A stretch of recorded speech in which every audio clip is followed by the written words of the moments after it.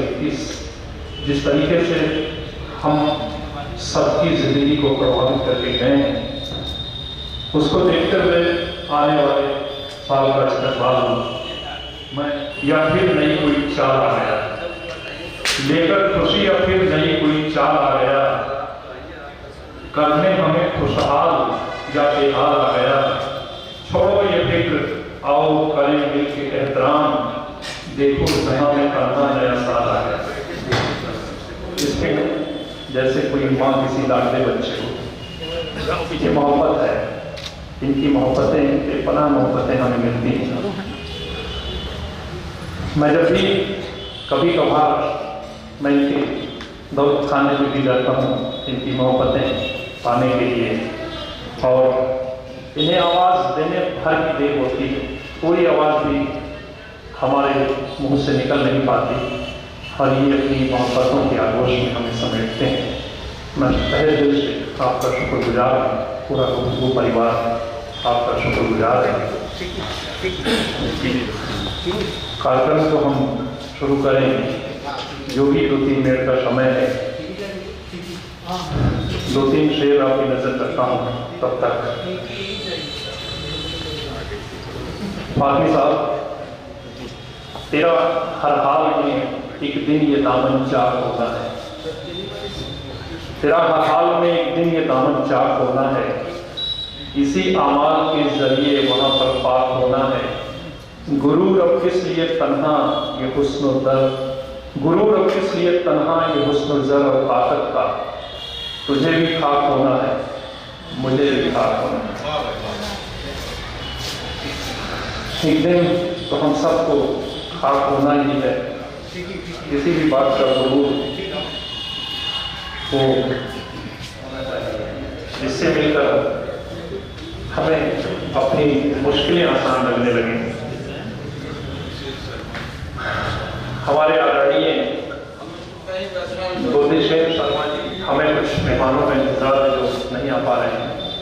मैं एक कोशिश कर रहा हूँ, वैसे तो परंपरा नहीं है, फिर भी मैं कोशिश करता हूँ फातमी साहब से माजरत के साथ कि मैं एक शायर को आवाज़ देता हूँ। कम से कम जो मुशायरे का दौर है इसके बाद होना था, लेकिन तब तक एक सिलसिला चलता रहेगा, एक सिलसिले को हम जिंदा रखेंगे। उस अल्लाह ताला के नाम से, उस परवरदिगार के नाम से जो ये सारी कायनात का मालिक है, जिसने ये दुनिया बनाई है, मैं उसे याद करता हूँ और उसके चरणों में ये निवेदित करता हूँ कि नहीं तुझसे कुछ भी छुपा हुआ, नहीं तुझसे कुछ भी छुपा हुआ, तेरे सामने ये हयात है, मेरे उम्र भर के गुनाह हैं, तेरी निगाह की बात, बस वही निगाह, तेरी निगाहें करम हम पर फरमाई हो। मैं चाहता हूँ कि हमारी टीम से बहुत सी मजबूत सशक्त हस्ताक्षर हैं। हमारी टीम के बहुत कर्मठ साथी आदिल मामूद जी बेहतरीन गज़लें भी लिखते हैं, कविताएं भी लिखते हैं, गीत भी लिखते हैं, वो आएँ और आपको अपने कलाम से नवाजें। मैं आपको आज का ये मुशायरा मुझसे शुरू किया जा रहा। मैं सबसे पहले हमारे आज के तमाम मेहमान लोग बहुत दूर दूर से आए हैं, मैं सबको सादर नमन करता हूँ। और गुरुजी बैठे हुए हैं हमारे बीच में, आदरणीय हुसैन शर्मा सर और आसिफ साहब बैठे हैं, फातमी सर बैठे हैं, बहुत सारे लोग हमारे बीच बैठे हैं, निश्चित साहब हमारे बीच में हैं। मैं सबको नमन करते हुए और आज का ये काफिला, ये गजल आज मैं शुरू करने जा रहा हूँ, आप सबकी इजाज़त चाहता हूँ।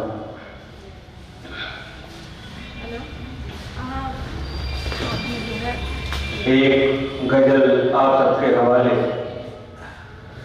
अभी नशा है जो गुफ्तगू का, अभी नशा है जो गुफ्तगू का, ये मामला है शुरू शुरू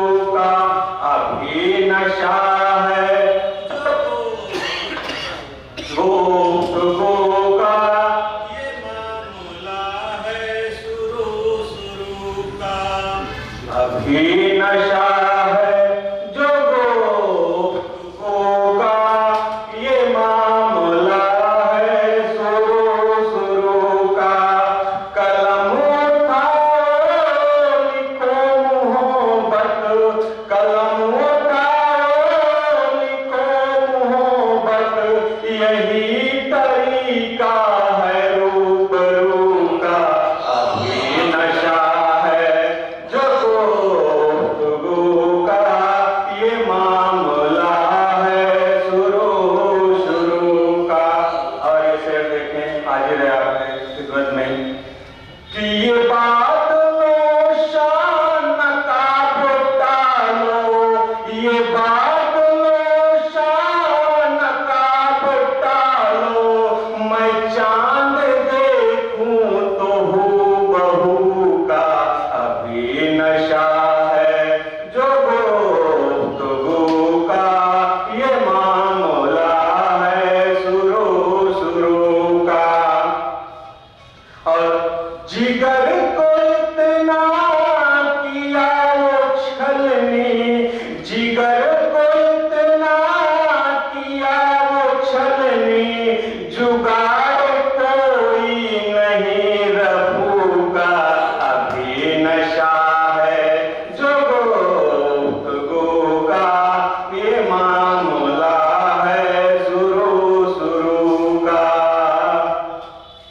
तू भेद करता है क्यों बता दे, तू भेद करता है क्यों बता दे, अलग है रंग क्या तेरे लहू का।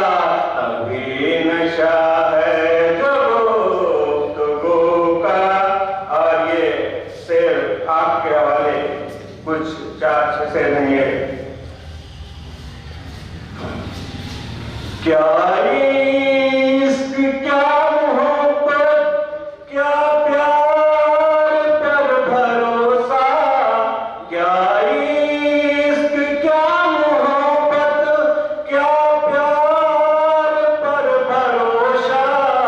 अब तो रहा ना कोई किरदार पर भरोसा, क्या इश्क क्या मोहब्बत क्या प्यार पर भरोसा। अब तो रहा ना कोई किरदार पर भरोसा। हालात हो बुरे तो देता न साथ कोई, हालात हो बुरे तो देता न साथ कोई। इतना भी मत करो तुम संसार पर भरोसा, क्या इश्क क्या मोहब्बत। शब्दों की मार सीधे है रूह तक उतरती, शब्दों की मार सीधे है रूह तक उतरती। मत कर कलम से ज्यादा तलवार पर भरोसा, मत कर कलम से ज्यादा तलवार पर भरोसा। कितना फरेब होता है आजकल जहां में, कितना फरेब होता है आजकल जहां में। होता नहीं कभी तो, होता नहीं कभी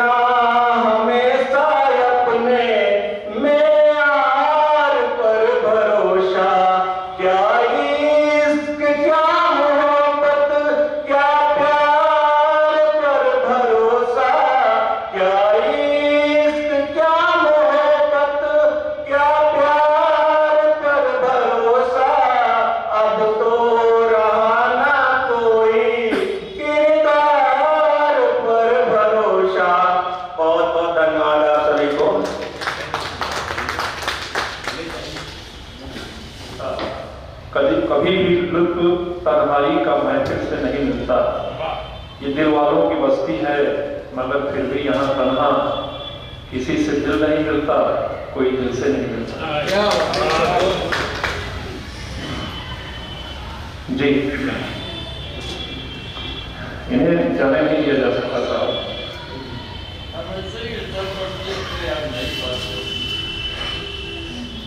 5-7 मिनट लगेंगे बस। पढ़ता हूँ।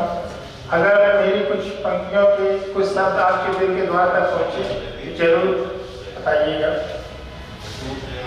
कि हर कोई आज आजमाता है, जाने दुनिया का कैसा नाता है। हर कोई आज आजमाता है कि तुमने मेरे लिए किया क्या है। कहते जब कोई दिल दुखाता है, हर कोई आज आजमाता है। जन्म देकर किया बड़ा जिसको, जन्म देकर किया बड़ा जिसको, आज खंजर वही चुभाता है। हर कोई आज आजमाता है कि ममता महिमा ने मुझको पाला है। खुद के मुख का दिया निवाला है। ममता महिमा ने मुझको पाला है। खुद के मुख का दिया निवाला है। कि मेरी माता मेरी निगाहों में, मेरी माता मेरी निगाहों में एक गिरजा है, एक शिवाला है। माँ ने इतना दिया है प्यार मुझे, फिर भी उस प्यार को भुलाया है। ममता महिमा ने मुझको पाला है। खुद के मुख का दिया निवाला है। ममता महिमा ने मुझको पाला है। खुद तो सोई है दिल बिस्तर में, खुद तो सोई है दिल बिस्तर पर। मुझको सूखे में तो सुलाया है। एक माँ ने हजार आफत में कैसे बच्चे को अपने पाला है। ममता महिमा ने मुझको पाला है। खुद के मुख का दिया निवाला है। ममता महिमा ने मुझको पाला है। चलना भी जी जी बिल्कुल, ये पता नहीं था सर।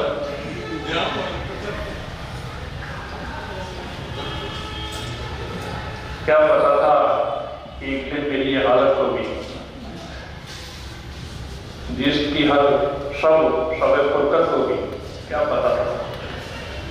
आइए दोस्तों, एक और हमारे बीच बेहतरीन रचनाकार है, हमारी टीम से हैं और शहर में बहुत इस समय अपनी रचनाओं से बहुत प्रतिष्ठित, बहुत समाज में सम्मानजनक स्थान उनका हो चुका है। गीत गज़ल, कविता की बेहतरीन रचनाकार भाई साहब हमारे पास तुरुफ का इक्का है। उन्हें आप जानते हैं तरकश के कुछ हीरे जो होते हैं उन्हें बहुत संभाल के रखा जाता है। बैठे बैठे सोच रहा हूँ तन्हा है ये किसकी रचना, इसकी रचना की रचयिता हमारी बहन कवित्री फायदा रचना सक्सेना से निवेदन है कि आए और अपनी रचनाओं से, अपनी गजल से हम सब पर आवाज रचना सक्सेना हाथी बधाई। और सबसे पहले मैं आप सभी को बधाई के सभी गजल प्रस्तुत कर रही हूँ।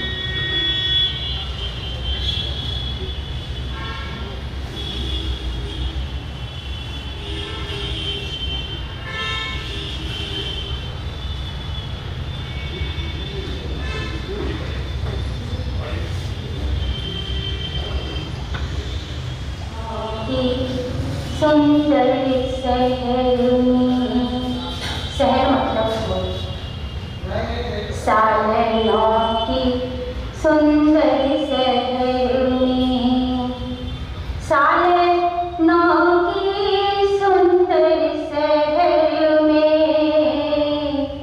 है दुआ ये नहीं गुजरे डर में, है दुआ ये नहीं गुजरे डर में, सालनों की सुंदर शहर में। हो मुबारक सभी को, हो मुबारक सभी को नया साल, हो मुबारक सभी को नया साल, मिले खुशियों के हो सबके घर में, मेरे खुशियों के हो सबके घर में, सालनों की सुंदर शहर में, सालनों की सुंदर शहर में। किसने खड़काई जंजीर दर की, किसने खड़काई जंजीर दर की, कौन है रात के इस पहर में, कौन है रात के इस पहर में, दे चुका है नया साल दस्तक, दे चुका है नया साल दस्तक, जश्न होने लगे हैं नगर में, जश्न होने लगे हैं नगर में, सालनों की सुंदर शहर में। आ गया है बहारों का मौसम, आ गया है बहारों का मौसम, फूल खिलने लगे हैं शजर में, फूल खिलने लगे हैं शजर में। आईने में झलकता है तू ही, आईने में झलकता है तू ही, इस तरह बस गया तू नजर में, बस गया तू, बस गया इस तरह बस गया तू नजर में। मांगती है यही रचना रब से, मांगती है मांगती है यही रचना रब से, साथी अपना रहे इस सफर में, साथी अपना रहे इस सफर में, सालनों की सुंदर शहर में, सालनों की सुंदर शहर में, है दुआ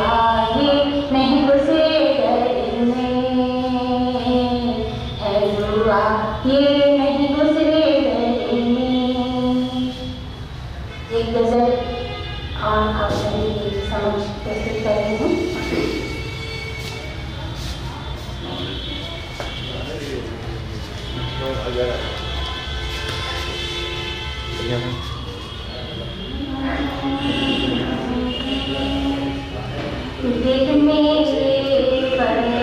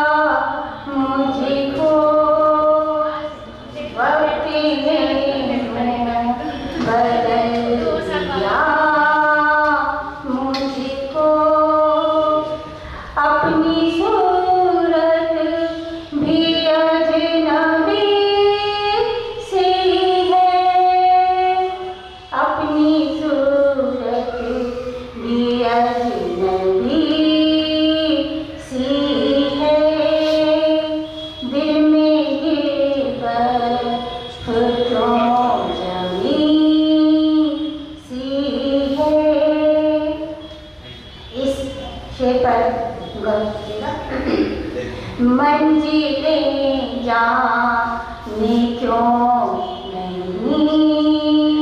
मिलती, मंजिलें जाने क्यों नहीं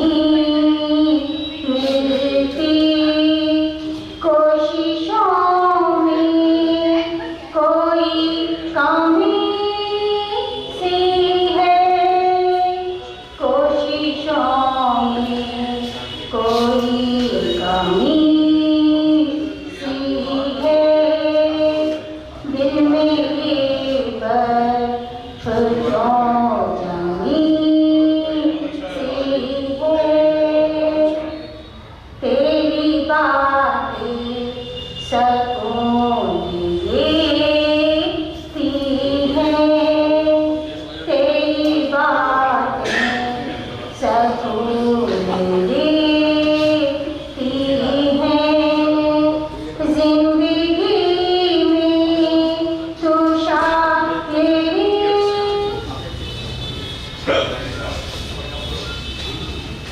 अदब की इस महफिल को शुरू करने की, आगाज करने की आपसे इजाजत चाहता हूँ। आप सभी मुझे इजाजत दें। सम्मानजनक और हमारी मोहब्बतों से निकले हुए जो शब्द हैं मैं कह नहीं सकता। मुझे लगता है कि लगभग 1.5 घंटे से ज़्यादा हो गया आपको यहाँ पर तशरीफ लाए। मैं इन 4 पंक्तियों के साथ आपकी मोहब्बतों को सलाम करता हूँ कि बज़्म सुखन को उनसे नई रोशनी मिली, देखा उन्हें कुछ जिंदगी को जिंदगी मिली, परवान चढ़ी जिनकी सदारत में गुलसिता राजी में। हमारे बीच डॉक्टर जहां हमारे बीच हैं। आज के इस कार्यक्रम में एक बहुत ही बेहतरीन तकरीर हमें इनसे सुनने को मिलेगी। एक बार जोरदार तालियां इनके लिए हो जाए।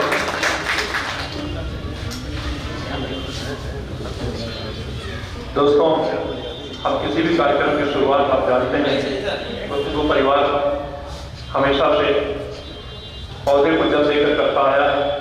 मैं चाहता हूँ कि उसकी शुरुआत इसी तरीके से की जाए। निवेदन है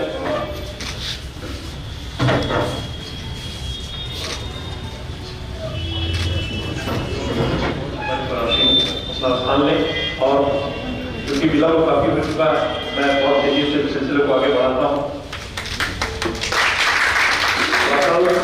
निवेदन है अनिल माधव जी,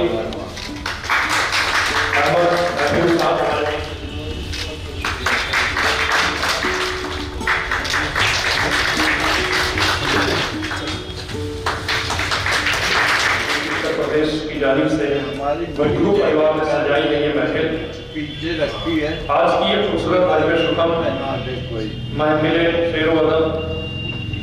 शेरो अदब की ये महफिल आज एक ऐसे अजीम करीम शायर, अजीम मकबूल मुमताज शायरी से बेपनाह मोहब्बत करने वाले मीर तकी मीर, जिनका एक शेर मैं आपको सुनाता हूँ, आपकी सवालों के हवाले करता हूँ। देखिए, हमारे बीच हमारे मेहमान मिजाज में अहमद महफूज साहब, फखरुद्दीन अली अहमद कमेटी के बारे में हमें जैदी साहब बताएंगे, और उसके बाद मुशायरा जो शुभन है वो शुरू होगी। हम पहले चाहते हैं कि हमने आज के इस कार्यक्रम में इसके 2 रूप बनाए थे कि कुछ लोगों को हम कुछ विशिष्ट विभूतियों को हम मीर तकी मीर सम्मान से नवाजेंगे, और उसके बाद हम आपकी तकरीर आपके कलाम से रूबरू होंगे। मैं चाहता हूँ कि जो हमारा ये सम्मान का प्रोग्राम है, इसको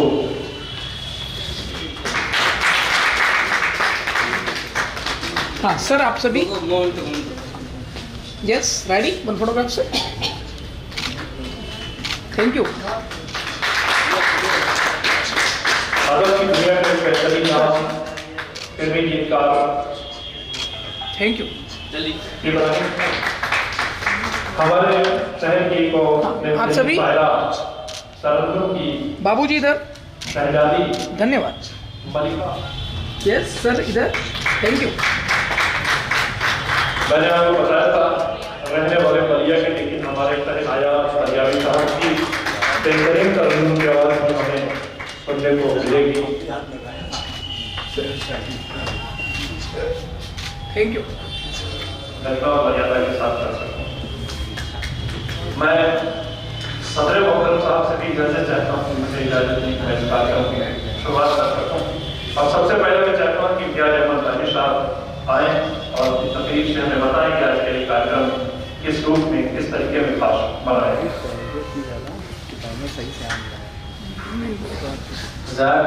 आज से हमारे मुख्य अतिथि जी सैयद फहद जैदी साहब, प्रोफेसर अहमद काफी साहब, और फिल्म गीतकार मुंबई से तशरीफ लाए गायक साहब, दिल्ली से तशरीफ लाए प्रोफेसर साहब, आप सबका हम बेहद शुक्रगुजार हैं कि आपकी वजह से ये महफिल सजी है। आज दोस्तों हमारे लिए 2 खास मौके, 2 खास चीजें हैं जो हमारे लिए बेहद खास है। एक तो फखरुद्दीन अली अहमद कमेटी के जरिए हम गुफ्तगू का ये प्रोग्राम करवा रहे हैं। इसके लिए अध्यक्ष जी फखरुद्दीन अली अहमद कमेटी के अध्यक्ष साहब, मैं इनका शुक्रगुजार हूँ कि आपने हमको मौका दिया कि हम ये प्रोग्राम कर सके या आयोजित कर सके। इसके लिए आज हमारे आवाज़ पर आप सब मौजूद हैं। तो एक बात तो ये कि फखरुद्दीन अली अहमद कमेटी के जरिए हम ये प्रोग्राम करवा रहे हैं, ये हमारे लिए फख्र की बात है। दूसरी एक खास बात ये है कि हम जो गुफ्तगू संचालन कर रहे हैं, चला रहे हैं, आज ही के दिन से हम इस संचालन के 19वें वर्ष में प्रवेश कर रहे हैं। गुफ्तगू को चलाते हुए 19वां वर्ष। आज के दौर में हम साहित्यिक संस्था चलाना, पत्रिका चलाना कितना आसान काम है आप समझ सकते। और सिर्फ चला नहीं रहे, ये भी नहीं कि हमने रजिस्ट्रेशन करवा लिया, एक प्रोग्राम करा लिया, इसके 4 साल बाद फिर एक प्रोग्राम करा, 5 साल हो गया। ऐसे नहीं। आप देखते हैं अभी पिछला साल जो गुजरा है, 2021 जो गुजरा है, 6 महीने लॉकडाउन था, इसके बावजूद हम लोगों ने 7 प्रोग्राम करवाए। उसमें हम लोगों ने शाहिद जानवी का जन्मदिवस मनाया, अकबर आबादी की संयुक्त मनाई, और आज हम नए साल की शुरुआत मीर तक मीर साहब को याद करते हुए हैं। मीर उर्दू के इतने बड़े शायर हैं, उनके बारे में मेरे जैसा आदमी ज्यादा कुछ नहीं करे। इसलिए जो प्रोफेसर आए हुए हैं, जिनका मीर पे काम है, मीर पे जिनका काम है, उनको बुलाया गया है ताकि हम मीर की शायरी के बारे में जान सकें। जामिया मिलिया के प्रोफेसर साहब आए हैं, वो आप खासतौर से उनका मीर पे काम है, आपको बताएंगे कि मीर की शायरी क्या है। गालिब से भी बड़ा शायर गजल का बड़ा शायर मीर को माना जाता है। उनको हम याद कर रहे हैं और इसका पूरा श्रेय फखरुद्दीन अली अहमद कमेटी के सदस्य मैं नहीं कहूँगा और कोशिश ये करूँगा जो प्रोग्राम आज कर रहे हैं उसको और डेवलप करें और अच्छा करें। जो उर्दू के बड़े शायर हैं, अच्छे शायर हैं, जिनका कंट्रीब्यूशन है, उनको हम याद करें, उनकी शायरी को जनता के सामने ले आए। शायरी समाज में पैगाम मोहब्बत देने का नाम है। अगर कहीं कोई आपस में मतभेद है तो उसको दूर करने का आने का नाम है। वो हम अपने रास्ता पर करते रहेंगे। बहुत और भी एक और हमारी मेहमान डॉक्टर जहां आरा जी,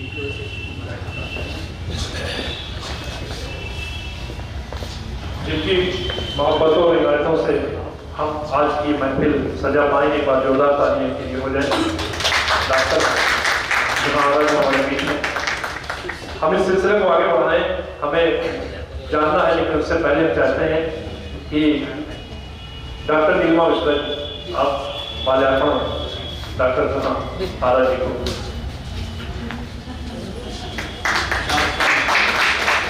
परिवार की तरफ से एक मोमेंटो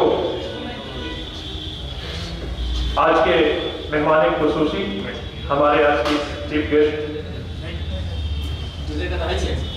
आसमी साहब से आपको जरा आगे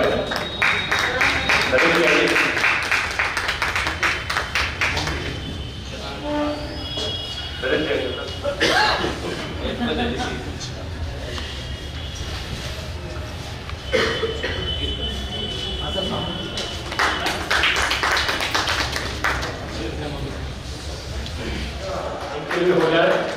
और हमने कोशिश की है कि हम एक केक आपके हाथों से कट जाएगा और केक यहाँ बैठे हुए जितने भी मेहमान हैं सबके बीच तस्लीम होगा।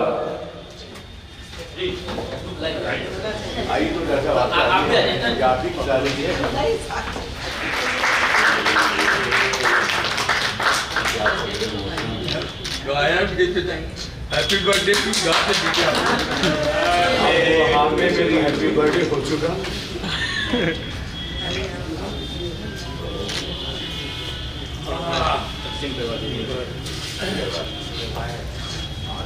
तो तुम्हारा जन्मदिन मुबारक। जीने के ढंग हमको तजुर्बों से मिले हैं। खुदा साहब, जीने के ढंग हमको तजुर्बों से मिले हैं, मंजिल के पते नेक उसूलों से मिले हैं। हमने तो प्यार से सभी का जीत लिया दिल, हमको ये संस्कार बुजुर्गों से मिले। मेरे बुजुर्ग बैठे हैं जिनसे हम ये संस्कार मिले। दोस्तों आइए सबसे पहले हम सुनते हैं उस मेहमान की तकरीर को, उसके कलाम को, जिसे हमने जामिया मिलिया इस्लामिया से खास तौर पर आज की इस महफिल को खूबसूरत बनाने के लिए और यादें मीर तकी मीर के हवाले हो जाने के लिए, मीर तकी मीर असल में मीर तकी मीर हम उन्हें किस रूप में जानते हैं और वो हैं क्या। मैं चाहता हूँ कि मोहतरम अहमद महफूज साहब हमारे बीच में, वो मैं उन्हें दावतें पसंद देता हूँ। दावतें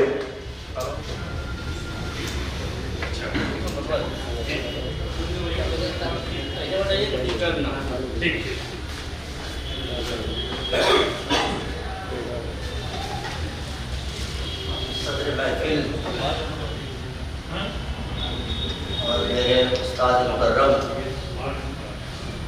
प्रोफेसर अली अहमद फातमी साहब, मेहमान खुसूसी और अपनी दीन अली अहमद मोदी कमेटी के सदर जनाब अतहर सगीर जैदी अल मारूफ बदूरत जैदी साहब, हमारे बुजुर्ग इब्राहिम अश साहब, जहारा साहिबा, इम्तियाज गाजी साहब, और मेरे सामने मेरे दो जमात इरफानुल हुदा साहब और मौलवी सिद्दीकी साहब और तमाम मुअज़्ज़ज़ हाज़रीन, आप लोगों को जिस तरह बताया गया कि मैं जामिया मिलिया दिल्ली से आया हूँ, लेकिन मैं आया बाद में हो गया पहले उठा। मेरा ये वतन है, इसी इलाहाबाद में रहा हूँ, यहाँ से एमए करके और फिर मैं दिल्ली गया, JNU से तालीम हासिल की, नौकरी हो गई। तो ये शहर, ये जगह, ये हाल, और आज मैं बहुत ज़माने के बाद हुसैन शर्मा साहब को मैं देख करके पुरानी सब यादें ताज़ा हो गई। जब यहाँ तालिब इल्मी के ज़माने में इसी हिंदुस्तानी अकेडमी हॉल में कैसे कैसे हमारे साथ कैसे बड़े बड़े लोगों को हम लोगों ने यहाँ देखा। मुझे याद है पामिद जोनपुरी साहब पर बहुत इतना प्रोग्राम हुआ था, तो वाले साहब यहाँ मौजूद थे, फातिह साहब ने बहुत बड़े बड़े प्रोग्राम किए, शम्स रहमान फारूकी साहब बिल्कुल तालिब इल्मी के ज़माने में यही इसी जगह। तो सारी यादें सब ताज़ा हो गई। आज सुबह मैं आया इस प्रोग्राम में, मैं बहुत शुक्रगुजार हूँ फखरुद्दीन अली अहमद कमेटी का और गुफ्तगू तंजीम का। ये मेरी महबूबी है कि इतने साल से ये प्रोग्राम हो रहा है, लेकिन इत्तेफाक कुछ ऐसा रहा कि गुफ्तगू तंजीम के इजाज़ साहब से शायद बाकायदा तारुफ नहीं हो पाया, कि ज़्यादा वक्त मेरा वही गुजरता है। मगर ये शहर से हमारा घर यही है, तो मैं आता जाता रहता हूँ। मैं बहुत ममनून हूँ कि मुझ नाचीज़ को, इतने मामूली शख्स को, इतने गैर मामूली शायर के बारे में गुफ्तगू करने के लिए बुलाया गया। इसके लिए मैं ख़ास तौर से फातिह साहब को, इम्तियाज़ साहब को, और ये जो एजाज़ बख्शा है उसके लिए भी मैं बहुत शुक्रिया अदा करता हूँ। और ख़ास तौर से यहाँ मैं देख रहा हूँ इसमें बहुत से लोग हैं, हमारे शाहिद साहब हैं और लोग हैं सब। तो और इसमें बहुत से लोग वो हैं कि जो यानी बाकायदा जिनको उर्दू वाला कहते हैं उस तरह तो उर्दू वाले नहीं है, लेकिन सब उर्दू से मोहब्बत करने वाले ज़रूर हैं और उर्दू शायरों से मोहब्बत करने वाले हैं। क्योंकि ये हमारे शहर की बहुत बड़ी, बहुत अच्छी परंपरा रही है कि यहाँ उर्दू और हिंदी के साथ मिल करके दोनों ज़बानों के लिखने वालों का एक ऐसा संगम, यहाँ संगम है भी और दोनों ज़बानों का भी संगम है, यहाँ दोनों लिखने वालों का भी। तो एक बहुत अच्छा माहौल हमारे शहर का रहता है और उसी का ये एक आज नमूना और भी है कि ज़्यादातर वो लोग हैं कि जो मीर के बारे में, उर्दू शायरी के बारे में गुफ्तगू करते भी हैं और गुफ्तगू सुनते भी हैं, उसको पसंद भी करते हैं। तो मैं बहरहाल देखिए इतने बड़े शायर मीर हैं कि उनके बारे में जितनी भी की जाए कम है, लेकिन यहाँ बस 2-3-4 बातें करूँगा आपसे। वक्त अगर मुझे बता दिया जाए कि कितना वक्त है, 10 मिनट। ठीक है, तो एक बात तो सबसे पहले और मेरा ख्याल है कि आप लोग ये बात जानते भी होंगे कि मीर की पैदाइश हुई है 1722, बल्कि 1722-23 मानते हैं, मेरी कई कुछ लोगों का ये 1723 है, लेकिन ज़्यादा मानते हैं 1722। आज का दिन जो है वो 2022 शुरू हुआ। इस लिहाज से आज जो है वो मीर को पैदा हुए पूरे 300 साल, 300 साल, और 1810 में इंतकाल हुआ था मीर का। तो इंतकाल को 200 साल हुए थे अभी 2010 में। उस वक्त भी मीर पर बहुत प्रोग्राम हुए थे और मैं समझता हूँ कि शायद मीर के 300 साल बर्थ सेंचुरी का शायद ये पहला प्रोग्राम होगा जो आज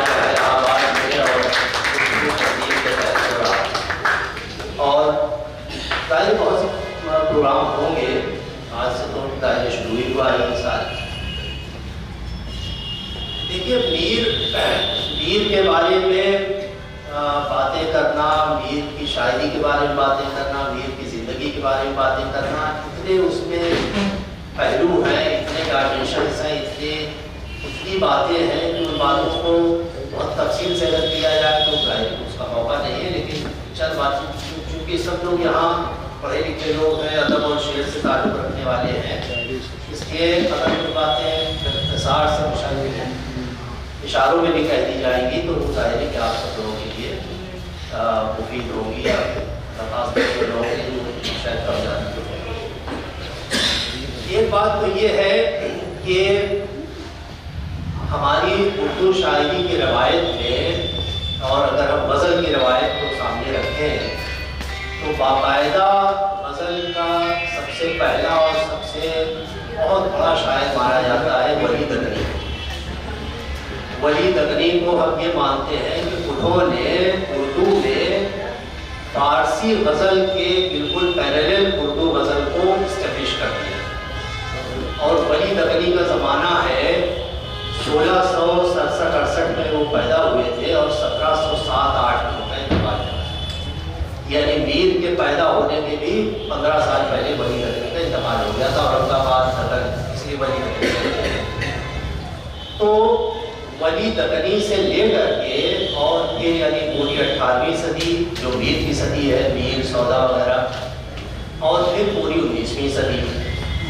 19वीं सदी तक हम अगर देखें तो 200 साल का जो पूरा अरसा है, इस 200 साल के अरसे में वली से लेकर के और 19वीं सदी के आखिर तक हमारे यहाँ जो फिर बहुत बड़ा शायर, बल्कि आज भी ये बात ज़रा डिबेटेबल है, कुछ लोग कहते हैं कि गालिब ज़्यादा बड़े शायर हैं कि मीर ज़्यादा बड़े शायर हैं, इसमें बहरहाल अपने अपने ख्यालात हैं, लेकिन गालिब की बड़ाई में, गालिब की अज़मत में कहीं कोई शक नहीं।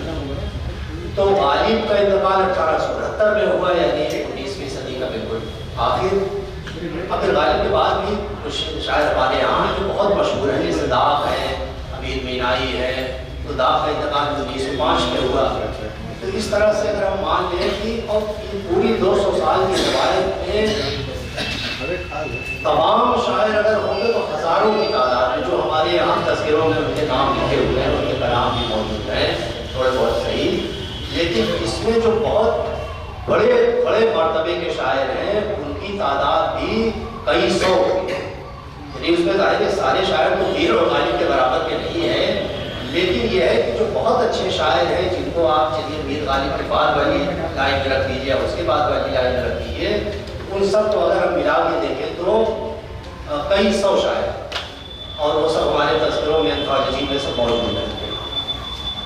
इस पूरी रवायत में 200 साल की रवायत में एक बात कही गई कि साहब मीर जो है वो खुदाए सुफर है। मीर को खुदाए सुफर कहा गया, यानी शायरी की दुनिया का खुदा। जैसे हमारी पूरी दुनिया का चलाने वाला, उसको पूरा उसको कंट्रोल करने वाला, उसके तमाम चीज़ों को अपने हाथ में रखने वाला खुदा है, उसी तरह से मुझे ये कहा गया कि शायरी की दुनिया में खासतौर से गज़ल को सामने रख के कहा गया कि मीर जो है वो खुदाए सुफर है। सुफर के माने शायरी के ही होते हैं, सुफर के कई माने, सुफर के माने बात के भी होते हैं, लेकिन सुफर के माने शायरी के। तो खुदाए सुफर का मतलब ये हुआ कि शायरी की दुनिया का वो खुदा है। यानी गोया पूरी शायरी पर अगर किसी की हुकूमत है तो वो गोया मीर साहब। अब इससे भी ये बात निकलती है कि खुदाए सुफर, जैसा मैंने कहा कि गालिब को भी बहुत बड़ा शायर माना जाता है, उसमें कोई शक नहीं कि गालिब जो है वो मीर के लेवल के शायर हैं या मीर कुछ लोग मीर से बड़े, तो अलग बात नहीं, लेकिन गालिब को भी खुदाए सुफर नहीं कहा। और मीर को जो खुदाए सुफर कहा गया तो उसमें किसी को एतराज नहीं। मेन बात भाई किसी को आप कह दें तो दूसरा कहेगा नहीं साहब उनसे बड़े शायद कि हाँ भाई आप ये खुदाए सुफर हमको कहा जाना चाहिए, लेकिन किसी ने उस पर एतराज़ नहीं किया। इसका मतलब है कि सब लोगों ने इसको माना कि हाँ मीर इतने बड़े शायर हैं कि अगर उनको खुदाए सुफर हमारी शायरी की रवायत में कहा है तो ये ठीक है। अच्छा, अब गालिब को आप देख लीजिए कि गालिब जो है, जो अपने सामने बड़े से बड़े उर्दू शायरों को तो छोड़ दीजिए, फारसी के जो बहुत बड़े बड़े शायर हुए हैं उनके बारे में भी गालिब के खतों में लिखा हुआ है। गालिब ने कई जगह लिखा है कि अरे भाई फैजी जो फैजी अकबर के नवरत्नों में थे, इतने बड़े शायर फारसी के फैजी, अब्दुल रहीम खान ताना और अबुल फजल के भाई था अबुल फजल फैजी, तो फैजी के बारे में भी गालिब कहते हैं कि भाई फैजी के कलाम में भी फैजी के यहाँ भी कहीं कहीं ठीक निकल जाता है। ठीक निकल जाना है, उसमें कहीं कमी आ जाती है, कहीं कुछ खामी आ जाती है शायद। फैजी जैसा इतना बड़ा शायर जिसने फारसी में नल दमन के नाम से पूरी मस्तवी लिखी है, नल दमन का किस्सा है। और इसके अलावा और बड़े बड़े शायर जो फारसी के हैं उनको भी गालिब खातिर में नहीं लाते। वो गालिब जो है और उर्दू शायर उर्दू में तो गालिब जो है ठीक है, सब हम आगे भला कौन होगा। वो गालिब मीर के बारे में कहते हैं कि रेख्ता के तुम्हें उस्ताद नहीं हो गालिब, रेख्ते के तुम्हें उस्ताद नहीं हो गालिब, कहते हैं अगले जमाने में कोई मीर भी था।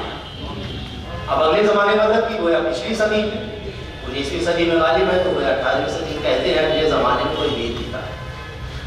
फिर एक जगह और कहते हैं कि नहीं कि एक शेर कह दिया, कोई कह रहे गालिब ने अपना कहीं नशे में रहे होंगे, अपने चौक में कहते एक शेर, तो चौक में एक शेर आदमी कह देगा, लेकिन तीन शेर और एक शेर सुनिए। मीर के शेर का अहवाल कहूँ क्या गालिब, मीर के शेर का, शेर के मानिए यहाँ शायरी है, शेर के मानिए एक शेर है। मीर के शेर का अहवाल कहूँ क्या गालिब, जिसका दीवान कमस गुलशन कश्मीर है। यदि मीर की शायरी ऐसी है कि उस शायरी को अगर हम उसकी मिसाल दें तो कश्मीर के बाग की मिसाल देनी पड़ेगी।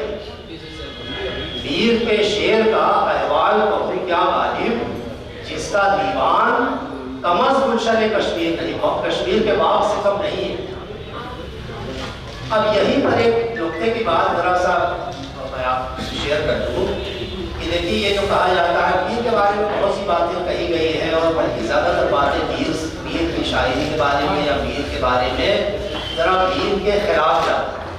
अरे मीर को रोने देने वाले शायर हैं, मीर के यहाँ का मतलब बहुत है, हर वक्त उनकी सोते रहते हैं, कभी उनके दिल की कहीं खुली नहीं, ये सब लिखा हुआ है किताब। और मीर जो है तो हंसना ही नहीं जानते थे, वो तो बस हर वक्त रोना रोना, उनकी पूरी शायरी जो है गमों से भरी हुई है। ये बात इतनी मशहूर हुई कि आज भी बहुत से लोग ये समझते हैं कि बात पूरी तरह सही है। अब अगर गालिब इतना बड़ा शायर है तो जाहिर बात है वो शायरी को भी तो पहचानता होगा कि शायरी क्या होती है। गालिब शायरी के बारे में न जाने और इतने बड़े शायर हो जाए, ऐसा कैसे हो सकता है? अगर कोई इतना बड़ा शायर है तो वो जानता है कि शायरी क्या होती है। अब वही गालिब अगर मीर की शायरी को मिसाल किसकी दे रहा है, कश्मीर के बाग। जिन लोगों ने कश्मीर के बाग को देखा है उनको अंदाजा होगा कि कश्मीर के बाग को देख करके उनका दिल बुझा जाता है कि दिल खिल जाता है। तो अब जरा सोचिए कि मीर की शायरी को गालिब कह रहे हैं कि मीर की शायरी जो है वो कश्मीर के बाग से कम नहीं है। इसका मतलब ये है कि कश्मीर के बाग को देख करके जिस तरह से आदमी बिल्कुल बर्दाश्त हो जाता है, उसका चेहरा खिल जाता है, उसके सारे गम भूल जाते हैं, बिल्कुल लगता है कि क्या जन्नत में आ गए, ये कैफियत पैदा होती है कश्मीर के बाग को देख के। इसका मतलब है कि यही कैफियत मीर की शायरी में है। मीर की शायरी को अगर आप पढ़िए तो यही कैफियत पैदा होगी आपके अंदर कि आपका दिल जो है खिल जाए। तो इससे बात कट जाती है कि जो कहा जाता है कि मीर की शायरी में सिवाय गम और रोना ये सब है। और ये गालिब ये कमेंट, ये राय जो है ये मामूली आदमी की नहीं है, गालिब की राय ख्याल है। फिर मीर की शायरी के बारे में एक शेर जो है वो गालिब के क्रिटिसिसर थे, नासिर, ये लखनऊ में बहुत अच्छे शायर थे। गालिब इतने बड़े शायर तो नहीं थे लेकिन गालिब के सीनियर थे और गालिब के स्टाइल के शायर थे। नासिर ने एक शेर कहा मीर के बारे में कि नासिर अपना ये अकीदा है, हाँ एक नासिक के मिसरे को गालिब ने इस्तेमाल किया है। गालिब ने वो शेर कहा, नासिक का शेर दे करके कि गालिब अपना ये अकीदा है बकौले नासिर, आप बेबहरा है जो मोतक़िद मीर नहीं।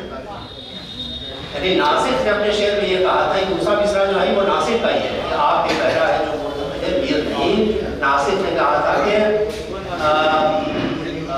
उस्ताद पहले किस्से उसी को गालिब में इस्तेमाल किया कि जो आदमी मीर की शायरी से अकीदत नहीं रखता, मीर की शायरी पर एतमाद नहीं रखता, वो आदमी समझ ले कि वो बेबहरा है, उसको कुछ नहीं मालूम शायरी के बारे में। गालिब अपना ये अकीदा है, खुद अपना अकीदा बता रहे कि मेरा अकीदा ये है कि जो नासिर ने कहा है कि गालिब अपना ये अकीदा है बकौल नासिर, आप बेबहरा है जो बोलते हैं मीर पर अगर किसी का एतमाद नहीं है, मीर को बहुत बड़ा शायर, मीर को बहुत आला दर्जे का शायर अगर कोई आदमी नहीं मानता तो समझ लीजिए कि वो शायरी वाली कुछ नहीं जानता, वो बिल्कुल बेबहरा अनलोन है। तो ये 2-3 मिसालें मैंने इसलिए दी कि मीर के बारे में ये गालिब जैसे अजीम शायर का ख्याल है, उसकी राय मीर के बारे में। अच्छा, अब मीर के बारे में ये भी है कि मीर किस तरह के शायर है। तो अब इसमें जाहिर है कि अगर बात की जाए तो शायद कई घंटे बात रखते जाए, लंबी शायद बात भी ना हो, लेकिन चूंकि मामला 10-12 मिनट का है तो बस उसी में मैं 1-2 बातें बस कर देता हूँ। इम्तियाज साहब शायद मेरी तरफ देख रहे हैं कि बात खत्म करिए, लेकिन अगर शायरी के मीर के बारे में 1-2 बातें देखिए। एक तो ये है कि मीर जो है वो बुनियादी तौर पर उन्होंने उर्दू शायरी की जो बहुत सी विधाएँ वो जाट्स है, कई कसीदा में कहा, मरसिया भी लिखा, मसरी भी लिखी। मीर की सारी जो अजमत है, बड़ाई जो है वो उनकी गज़लों और गज़ल के शायद है, गालिब भी जैसे गज़ल के शायद। तो मीर की गज़लों की या मीर की जो शायरी है उसका सबसे बड़ा कमाल ये है कि वो आदमी हमारे आपके जो आम इंसान के जो तजुर्बात, जो हमारे बिल्कुल सामने के जो एक्सपीरियंसेस हैं, वो एक्सपीरियंसेस जिनसे हम डेली गुजरते रहते हैं, उन तजुर्बात को मीर शायरी में इस तरह वो ढाल देता है कि वो तजुर्बात जो है वो आला दर्जे की शायरी बन जाए। अब देखिए, एक मिसाल मैं आपको देता हूँ कि उर्दू गज़ल में या गज़ल की शायरी में ये थीम या ये बात बहुत आम है कि भाई माशूक जो है वो आशिक का कत्ल कर देता है, और कत्ल कभी खुद करता है, कभी जल्लाद को बुला कर उससे कत्ल करवाता है तलवार से, या खुद कत्ल करता है। तो ये बहुत कॉमन बात है, और बिल्कुल ये आम वो है गज़ल की दुनिया में। मीर का शेर है कि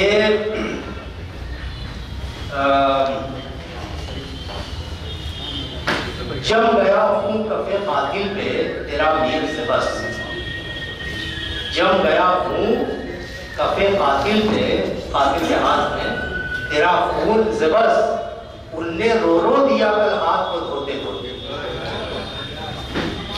कातिल से मुराद है कोई माशूक, कि माशूक जो है उसने आशिक का कत्ल किया और कत्ल कर दिया। अब कत्ल करने के बाद माशूक साहब जो है वो बड़े पछताने लगे, मेरे इतना अच्छा मेरा आशिक था, इसको नहीं मारना चाहिए था, नहीं कत्ल करना चाहिए था, और पछतावा भी होने लगा।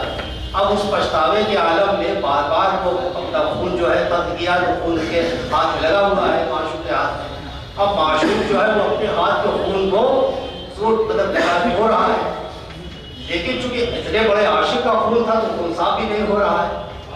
अब जब माशूक जो है वो बार बार खून के धब्बे को मिला रहा है अपने हाथ से, तो जी नहीं रहा है, इस चक्कर को रो रो मार रहा है कि किसी तरह से खून का दाग मिट जाए। तो एक तो दाग मिट जाए कि लोग ना समझेंगे कि हमने कत्ल कर दिया, ये भी बात हो जाए, और एक ये कि हमने बिला वजह इसका कत्ल कर दिया, यानी अपने कत्ल करने पर पछतावा उसको हो रहा है। अब ये जो तजुर्बा है कि कोई आदमी किसी के साथ अगर जुल्म करे और जुल्म करने के बाद उसको पछतावा हो जाए, और फिर उस जुल्म की कुछ निशानी उसके पास रह जाए, उसको बार बार मिटाए कि किसी तरह से हमारा ये माता, तो कहता है कि जम गया खून कफे कातिल पे तेरा मीर ज़बस, इतना जमा था कि उनने रो रो दिया कर हाथ को धोते थे। अब देखिए, रो रो दिया जो इस्तेमाल किया है मीर ने यहाँ दो मानी में इस्तेमाल हुआ है। एक तो कि उस माशूक को खुद मेरे कत्ल करने का गम हुआ कि हाथ धोता भी जा रहा है, रोता भी जा रहा है कि मैंने बिला वजह ऐसे आशिक का कत्ल कर दिया। तो एक तो ये मानी है रोने के, और एक ये कि कोई चीज आप छुड़ाते जाओ न छूटे तो आप आदमी तो कहता है कि यार पे तो रो मारा कि नहीं छूट रहा है, तो दोनों मानिए यहाँ कि उनने रो दिया कल हाथ को धो। यहाँ जो लफ्ज इस्तेमाल किया है कल, तो इस कल के लफ्ज ने इस पूरे वाक़े को बिल्कुल जैसे हमारे आम जिंदगी के वाक़े से मिला दिया। अरे भाई ये अभी कल की बात है, कल ऐसा हुआ, उनने रो दिया कल हाथ को धोते धोते। या जैसे पीर का मशहूर जमाना शेर है कि दीदनी है शिकस्तगी दिल। अब भाई दिल का टूटना तो हर आदमी जानता है, दिल का टूटना मुहावरा है कि किसी की आरज़ू पूरी ना हो, कोई आपकी किसी तमन्ना को न माने या आपकी तमन्ना जो है वो पूर्ण कर दी जाए तो आदमी का दिल टूट जाता है। अब आशिक का दिल जो है वो टूट जाता है, टूटता ही रहता है, इतना टूटता रहता है कि चुरचुर हो जाता है। अब देखिए इस थीम को मीर जो है मशहूर शेर है उनका कि दीदनी है शिकस्तगी दिल, शिकस्तगी टूटना, दीदनी है शिकस्तगी दिल की, क्या इमारत गमों ने ढाई,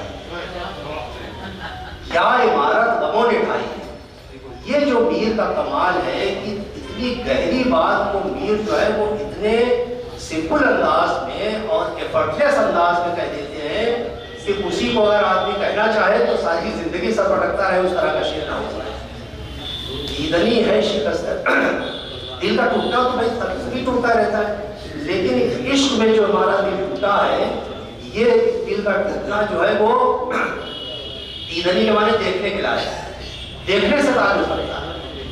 दीदनी है शिकस्तगी दिल की, क्या इमारत गमों ने ढाई। अब दूसरी लाइन जो है, इस लाइन में देखिए इसको दो तीन तरह से पढ़ा जा सकता है। एक तो ये है कि कोई पूछ रहा है कि क्या इमारत गमों ने ढाई, कि जो दिल के अंदर जो गम भरे हुए थे इश्क के, क्या उन गमों ने इस इमारत को ढा दिया, दिल की इमारत पूछ रहा है कोई। और अगर दूसरी तरह पढ़िए तो कहिए कि क्या इमारत गमों ने ढाई, दिल की इमारत, क्या इमारत, ऐसी वैसी इमारत थोड़ी थी, क्या इमारत थी दिल की जिसको गमों ने ढा दी। तो जब ऐसी इमारत कहती है तो लोग कहते हैं भाई चल के जरा देखा जाए कि तो बड़ी जबरदस्त इमारत थी, उसको मालूम है कि ढा दिया गया है, जरा चल के देखो कि उसका क्या क्या हश्र हुआ है, क्या आलम हुआ है। तो दीदनी है शिकस्तगी दिल की, क्या इमारत गमों ने ढाई। या जैसे मशहूर शेर है मीर की गजल का कि उल्टी हो गई सब तदबीरें कुछ न दवा ने काम किया, देखा इस बीमारी दिल ने आगे काम तमाम किया। गजल की शायरी की सबसे बड़ी एक सिफत यह है, बल्कि शायरी की, कि शायरी जिस तरह पढ़े जाने का तकाजा करती है, शेर जिस तरह पढ़े जाने का तकाजा करता है, उसी तरह शेर को पढ़िए तब जाकर के शायरी अपनी पूरी खूबी के साथ आपके सामने उभरती है। भाई आशिक जो है वो इश्क का बीमार है, इश्क के मर्ज में बीमार है, और मुआलिज लोग जो है, तबीब लोग, डॉक्टर लोग उसके इलाज के लिए लगे हुए हैं कि आप इसका इलाज करें। लेकिन हमारी गज़ल की दुनिया में कहा गया है कि इश्क का मर्ज जो है खत्म ही नहीं होता, वो तो मौत ही के साथ जाता है।